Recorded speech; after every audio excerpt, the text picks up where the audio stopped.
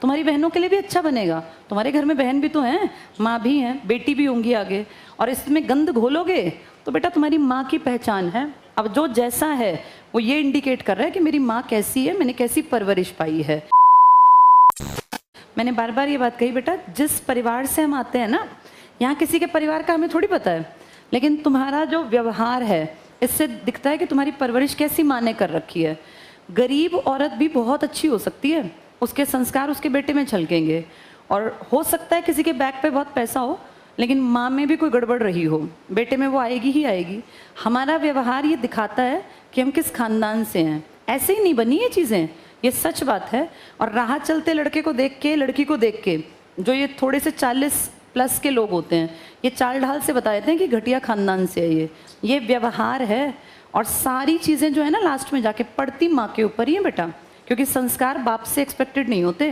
तुम्हारी परवरिश जिस औरत ने कर रखी है ना, अब तुम जैसे हो उसका कारण तुम्हारी माँ के दिए संस्कार हैं, और इसका पैसे से लेना देना बिल्कुल नहीं होता।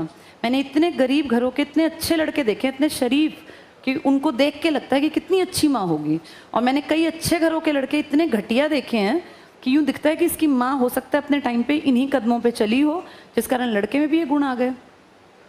हम माथे पे टांग के नहीं चल सकते कि हमारी परवरिश किस औरत ने की है, लेकिन जो जैसी हरकत कर रहा है ना, उसके आसपास वाले जानते हैं कि इसकी माँ के अंदर कुछ ना कुछ खोट रहा परवरिश में। वो उसकी अपनी पर्सनालिटी में भी रहा होगा, या फिर वो ढंग से परवरिश नहीं दे पाई। क्योंकि ये तो बेटा सीधी बात है, मेरे पास भी बेटा है, मेरा बेटा 12वें साल में है। मैं उसको टाइम टू टाइम समझाती हूँ कि बेटा लड़कियों की रिस्पेक्ट करनी चाहिए।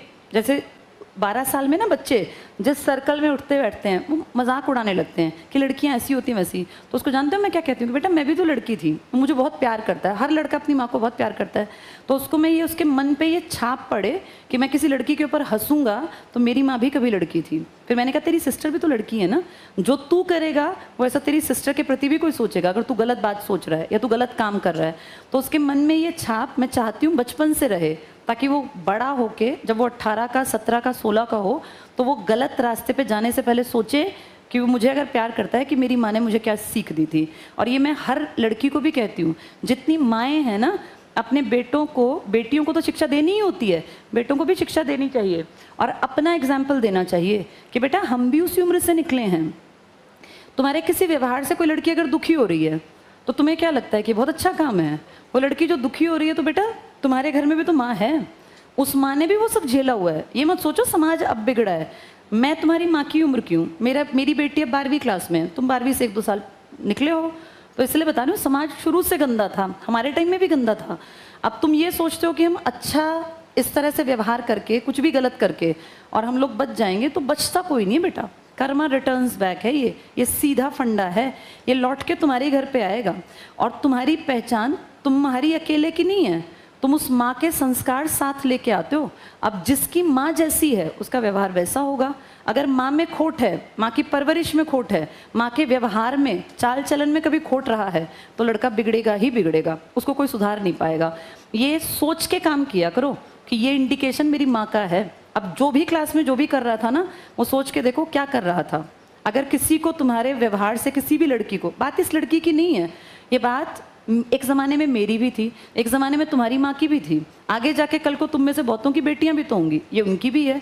हम समाज को अगर अच्छा बनाएंगे ना बेटा, तो ये सबके लिए अच्छा बनेगा, तुम्हारी बहनों के लिए भी अच्छा बनेगा। तुम्हारे घर में बहन भी तो हैं, माँ भी हैं, बेटी भी होंगी आगे, और इसमें गंद घोलोगे तो बेटा तुम्हारी माँ की पहचान है।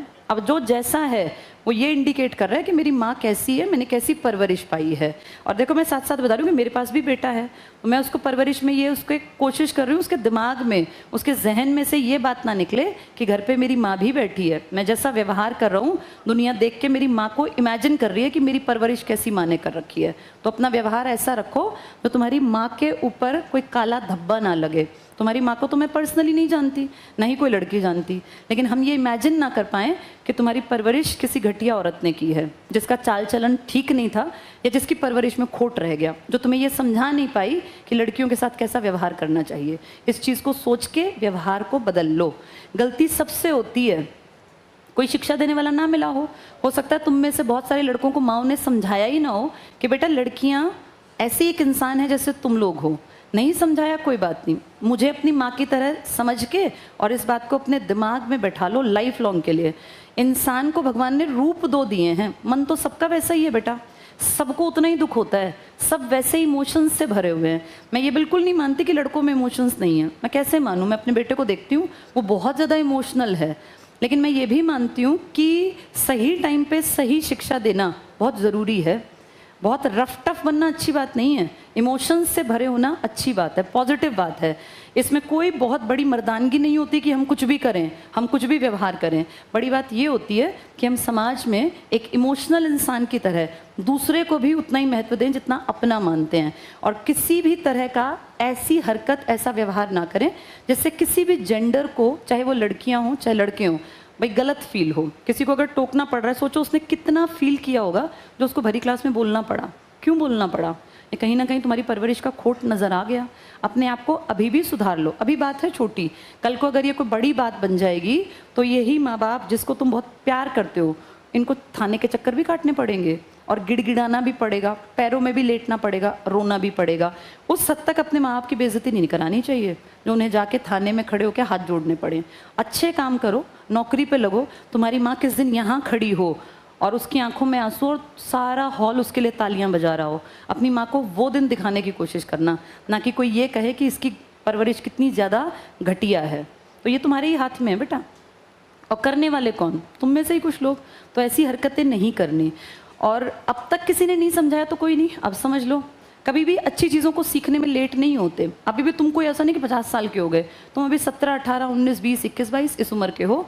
अपने आप को कभी भी बदला जा सकता है। बहुत खराब चरित्र के लोग भी अगर ठान लें तो अच्छे बन सकते हैं। और अभी तो तुम बिल्कुल स्कूल से निकले ही तो हो, अभी तो दुनिया देखी ही नहीं है। किसी दिन गलत चीज़ में फंस गए तो फिर नहीं निकल पाओगे बेटा।